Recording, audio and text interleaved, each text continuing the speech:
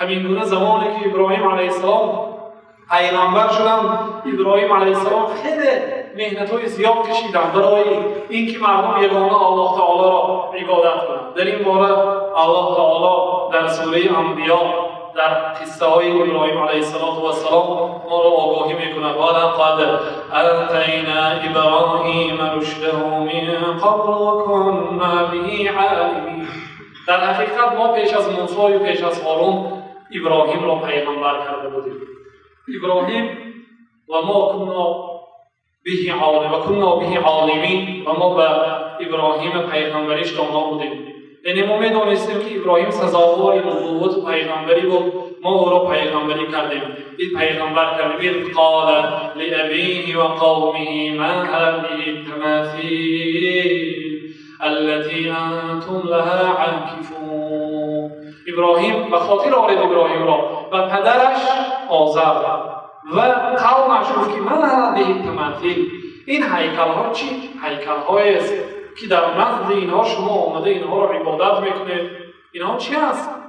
قالوا وجدنا آباءنا لها عابدین. ما پدرها ما را در همین یافتیم که آنها همینها را عبادت میکنند. یعنی ما دیدیم که پدرهای بابایان ما این را عبادت میکردند. و اینا علی آثارهم مقتفون. ما از آثار آنها، از قفای آنها اقتدا کننده هستیم. ابراهیم علیه السلام گفتند: لقد کنتم انتم و آباؤکم فی ضلال مبین. شما و باباهای پدرهایتان در گمراهی هستید. اگر شما و باباهایتان اقتدا کرده باشید، شما و پدر و بابایانتان در گمراهی هستید. نخواهد همین هیکل‌هایی را که عبادت از سنگ است آن را عبادت میکنید. قالوا اجئتنا بالحق ام انت من اللاعبین. تو گفتن با ما حظ و بازی داری یا سخن حق گفته ایستاده، زیرا جوان هستند و شخصان پیرانسال و پدرشان و دیگرها اینچنین معامله دارند. قال بل ربکم رب السماوات والارض الذی فطرهن. بلکه پروردگار شما، خدای یگانه شما، آن اللهی که آسمان ها و زمین ها را آفرید. خدای حقیقی آن خدا است، نه این بت و هیکل‌هایی که شما عبادت میکنید.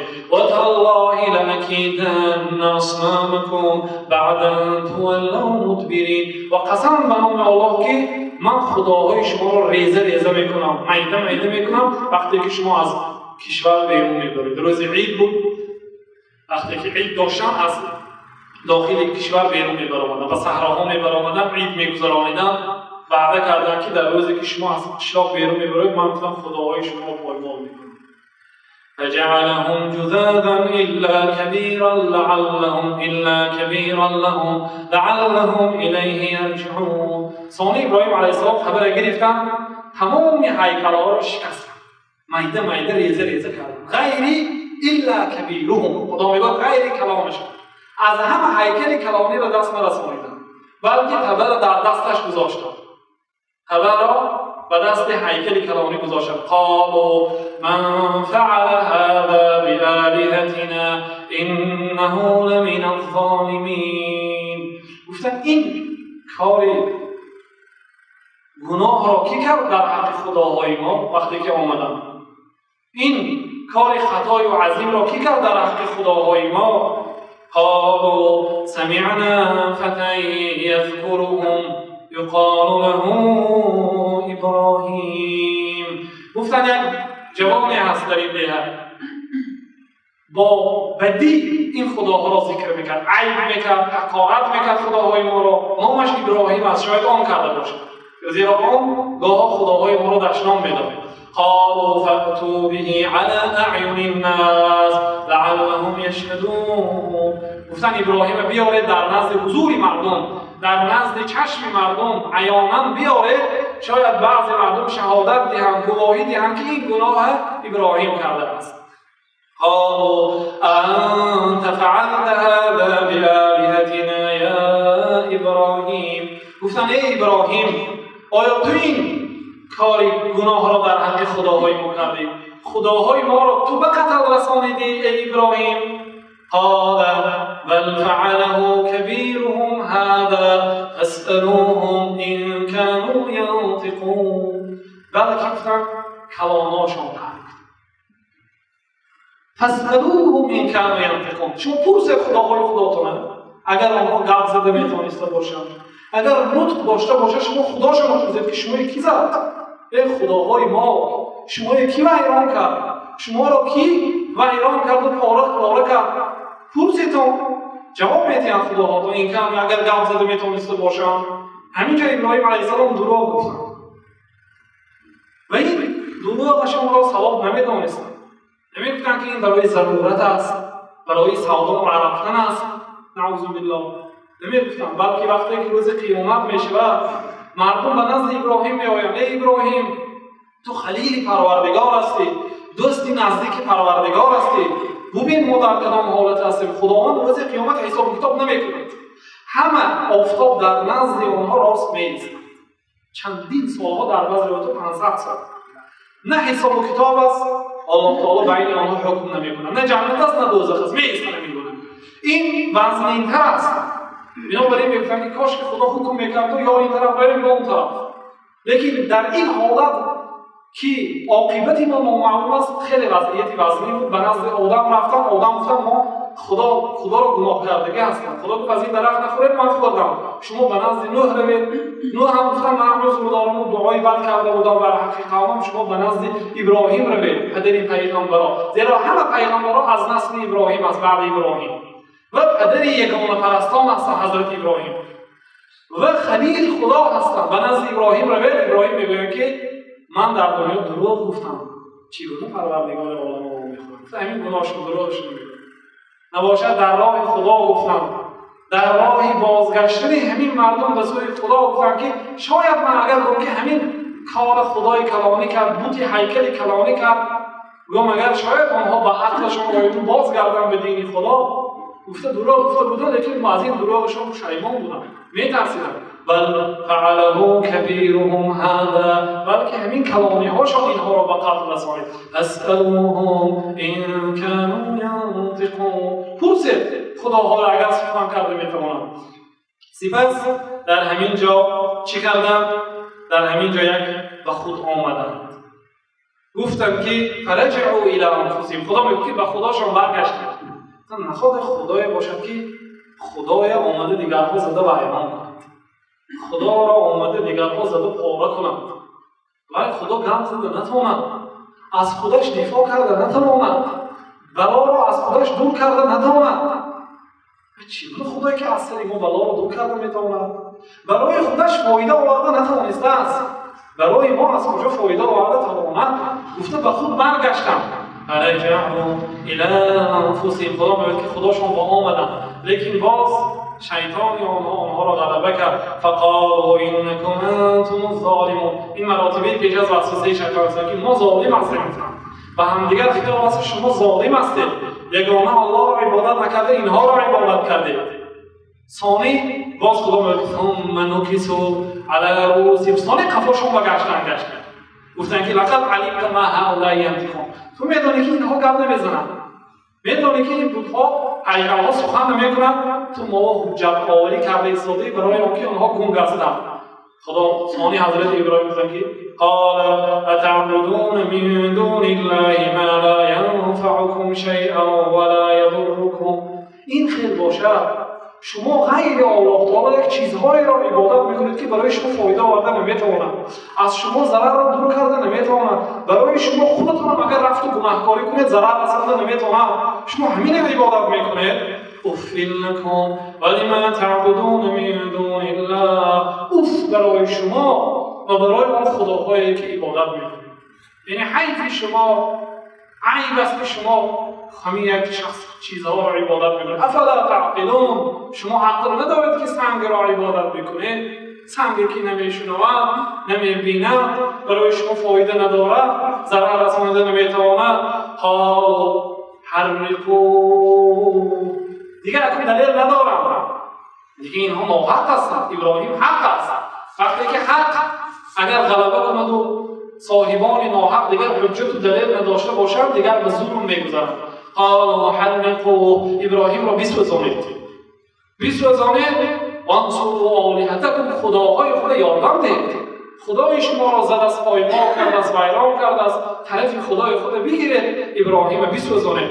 اسمهای زیادی را جمع کردند و ابراهیم علیه السلام را با واسطه منجنیق، آلتی که هوا میداد، ابراهیم علیه السلام را در بین آتش هوا دادند. وقتی که در هوا و آتش می آمدند، حضرت جبریل آمدند گفتند الک من حاجه، ای ابراهیم یگان حاجت داری، یگان خدمت هست. فرشته ای که اگر با طرف قناتش بزند زمین و آسمان را پاره میکند، جبریل آمده در هوا خدمت و حاجت از ابراهیم علیه السلام پرسیدن. حضرت ابراهیم گفتند که اما لک فلا، اما به تو نگفتم، تو خدمت ندارم، اما الی الله فحسبی الله و نعم الوکیل، اما به الله تعالی باشد یاردم دهنده من، ذاتی که مرا دستگیری میکند در تمام حالت و بسنده و کفایت کننده من الله است. حسبنا الله و نعم الوکیل. و چه خیر هم ذاتی که وکیل خوش است، وقتی که کار خود را به سوی او میسپاری، وزنی و مشکلی و مصیبت خود به خدا سپاری، وکیل خوش است، عهده برا است، نعم الوکیل. در این حالت الله تعالی از بالای 7 قبل آسمان امر کرد و قلنا یا نار کونی بردا و سلاما علی ابراهیم. در این صورت الله تعالی گفت که ما به آتش امر کردیم، زیرا آتش این مخلوق خدا است.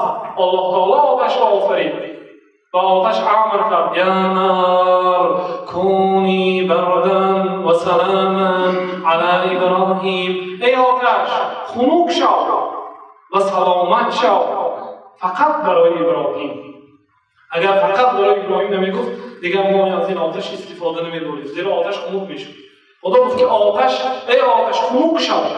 اگر خنک شو گفتیم ایستاد، از خنکی ابراهیم علیه السلام مفاد میکرد، هلاک میشد. خنک شو و سلامت شو برای ابراهیم، فقط برای ابراهیم، وگرنه ما دیگر طعام پخته نمیتونستیم.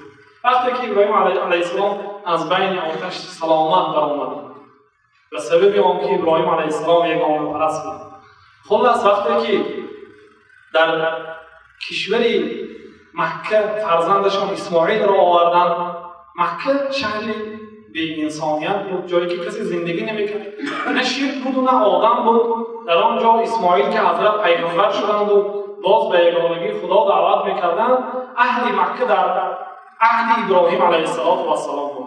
اهل مکه خداپرست بودند، یگانه پرست بودند، همراهی الله تعالی شریک نمی آوردند.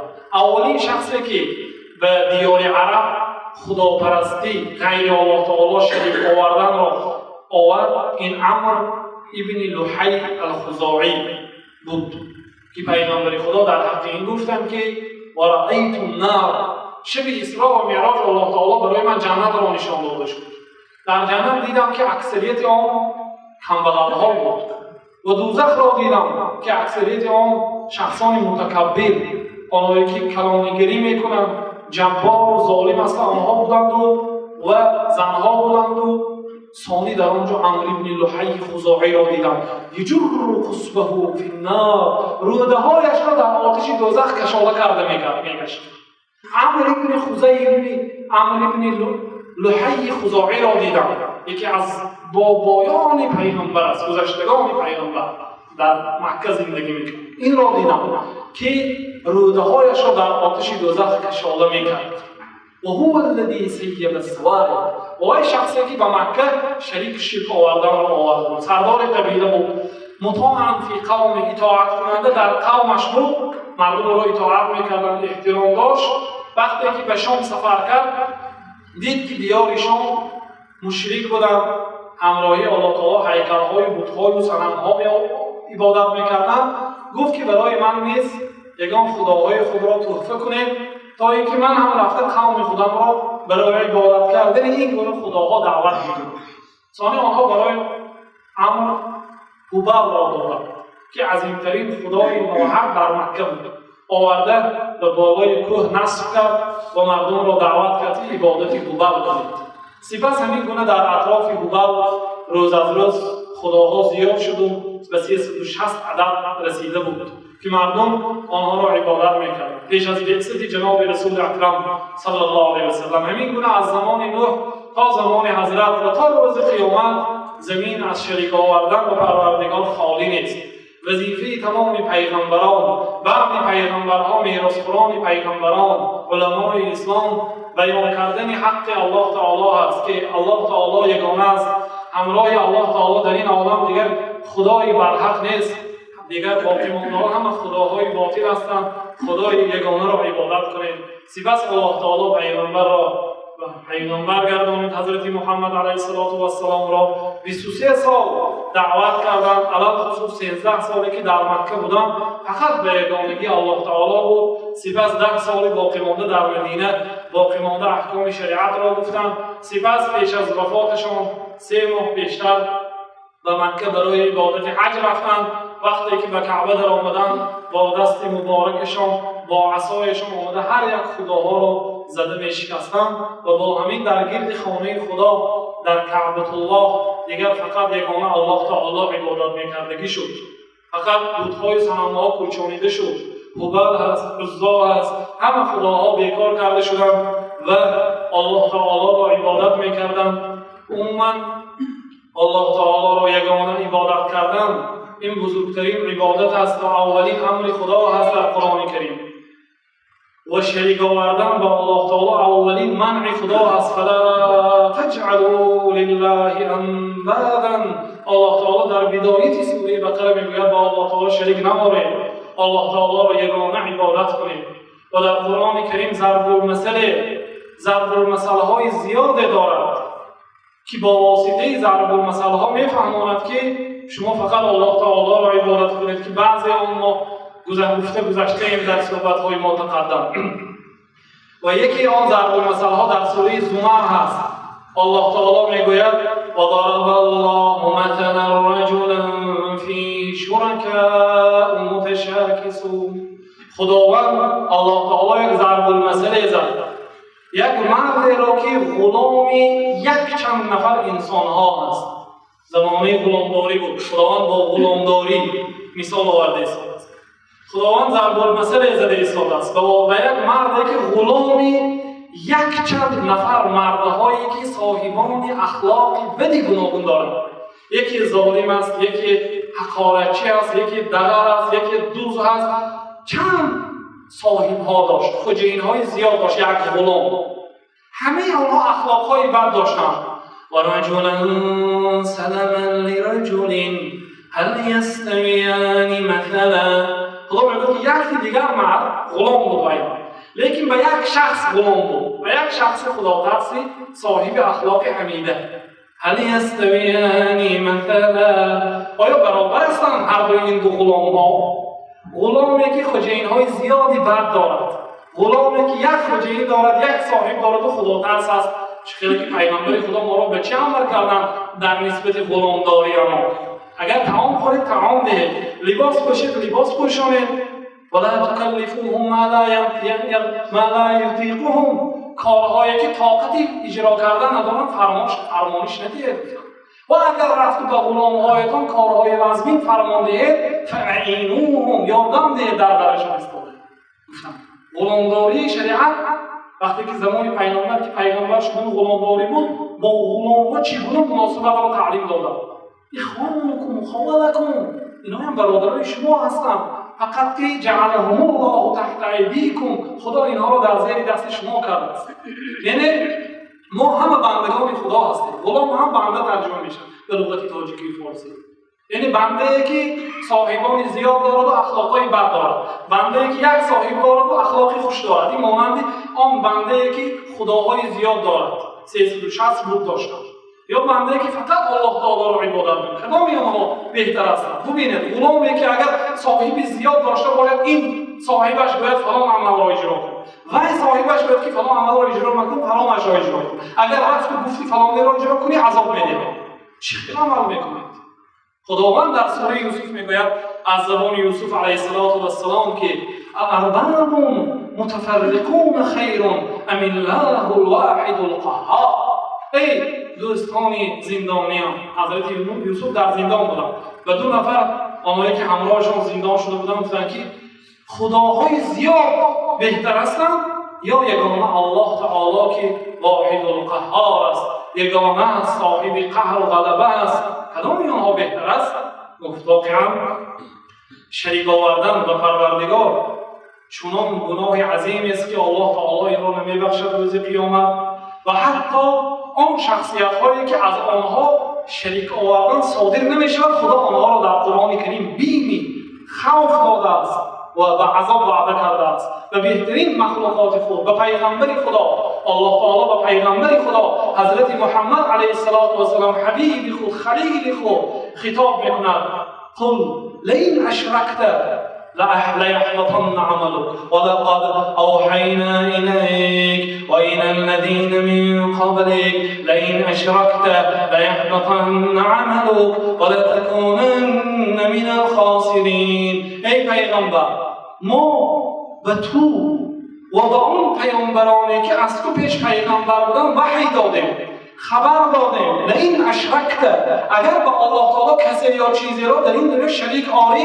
لیحبطن عملهای تو حبطه می شود، بیهوده می شود و لتکونن من الخاسرین و از جمله خاطرین و زارترین و ضرر دیدگان می شوید. گفته الله تعالی به پیغمبری که از او شریک حاصل نمی شود و این گناه صادر نمی شود الله تعالی زیر خوف و خطر و عقوبت قرار داد. بنابراین حضرت ابراهیم هم دعا میکردن و جنوبنی و بنی ان نعبد الاصنام، پروردگارا مرا و فرزندان مرا از شریک آوردن به الله تعالی نگاه دار که باش صنم یا بتی را عبادت بکنیم.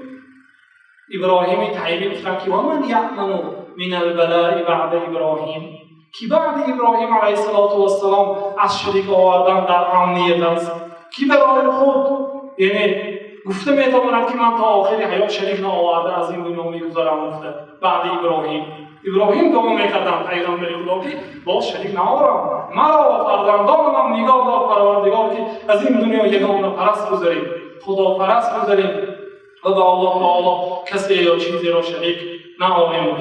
بنابراین برادران عزیز این موضوع اگرچه هر روز گفته شود کم است، زیرا الله تعالی در حدیث قدسی میگوید یا ابن آدم لو لقیتنی بقراب الارض خطایا ثم لقیتنی لا تشرک بی شیئا لاتیتک بقرابها مغفرة. ای فرزند آدم، ای بچه آدم، اگر روز قیامت یک زمین گناه کنی، حتی در بالاگی عبارت عنان السماء تا لجام آسمان اگر گناه کنی ثم لقیتنی لا تشرک بی شیئا، ثانی منو آخوری روز قیامت و به من کسی را چیزی را شریک نآورده باشی لاتیتک بقرابها مغفرة، یک زمین مغفرت میتیم عوض شد، یعنی گناهات را میبخشم مادامی که شریک نآورده باشی. لیکن شریک آوردن این فقط بت و هیکل عبادت کردن نیست برادرای عزیز. و ما یؤمن اکثرهم بالله الا هم مشرکون. الله تعالی در سوره یوسف میگه که اکثریت مؤمن‌ها در بعضی جوانب عبادت شرک می‌برند به پروردگار عالم. شریک آوردن به پروردگار عالم در عبادت میشود. عبادت هر یک نمود عبادت باید فقط خالصا لله شود. برای الله تعالی کسی را شریک آوردن ریا یک عبادت از شرک است. ریا شرک اصغر است. پیغمبر خدا گفت که اخوف ما اخاف علیکم الشرک الاصغر، از همه خوفی که به شما دارم این شرک اصغر است. شرک اصغرش چیه؟ با شرک خود گفتن ریا این خودنمایی. گفتن نمازش را خوشرویی میخواند تا اینکه دیگرها باید که ماشاءالله شخصی خداترس بود، از نماز زیبایی دراز میخواند از گویند گفتن، یا صدقه میکند گویند که ماشاءالله شخص سخاوتمند بود، از گویند مردم برای دریافت کردن رازگی مردم، نه برای رازگی الله تعالی. حج میکند برای دریافت کردن رازگی مردم، تا اینکه مردم احترام کنند، حاجی گویند، حرمت کنند. قدر خدا هم هست، الله تعالی را نیز بس میدارد، قدر اخلاص و محبت خدا هم دارد، میخواهد به رازگی خدا هم نائل شود، لیکن در دلش باز کمی این چیزا شریک میشود. الله تعالی میگوید که انا اغنی الشرکاء عن الشرک، من به حاجت ترین شریک ها در دنیا خدا میگوید که اکثریت شریک‌های همدیگر فریب میدن در سودا، در تجارت، در کار. تجارت وقتی که میکنن شریکش حرکت میکنه فریب گیرن. بسیارتری فایز برای خود گیرد و کمترش برای شریکش گیرد. همه شریک و غیر خدا ترسا. خدا میگوید که لیکن من میگوید بهترین شریک‌ها از من دیده شریک بهتر نیست. من عمل عملا اشرک فیه معی غیری کسی که یک عمل کند و عملی صالح مسجد کوشد مثلا یک عملی خیر کند و همراهی من دیگر کسی شریک بیارد ترکته و شرکه شریک از بحر خودشم برآمدم از بحر شرکشم برآمدم. یعنی من از این خیلی شریک ها بیزار هستم. یعنی بهترین شریک معناش این است که 100% شریک هم میتونم فایده خدا هم نمیگیرم تقسیم نمیکنیم.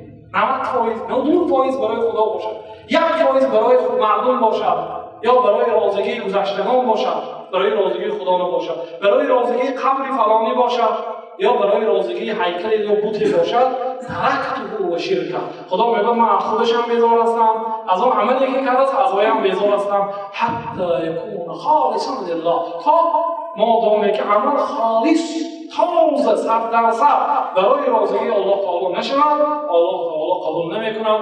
از الله تعالی پرسان هستیم که ما را الله تعالی از شریک آوردن در پناه عصمتش نگاه دارد. در این دنیا یگانه پرست و یگانه اعتقاد کننده زندگی کردن را الله تعالی نصیب روزی گرداند و از این دنیا مسلمان وفات کردن را نصیب روزی گرداند و به شخصان خدا پرست و یگانه پرست پیدا شدن را نصیب روزی گرداند. ربنا آتنا فی الدنیا حسنه و فی الآخرة حسنه و قنا عذاب النار و استغفر الله لی و لکم ولسائر المسلمین من كل ذنب فاستغفروه انه هو الغفور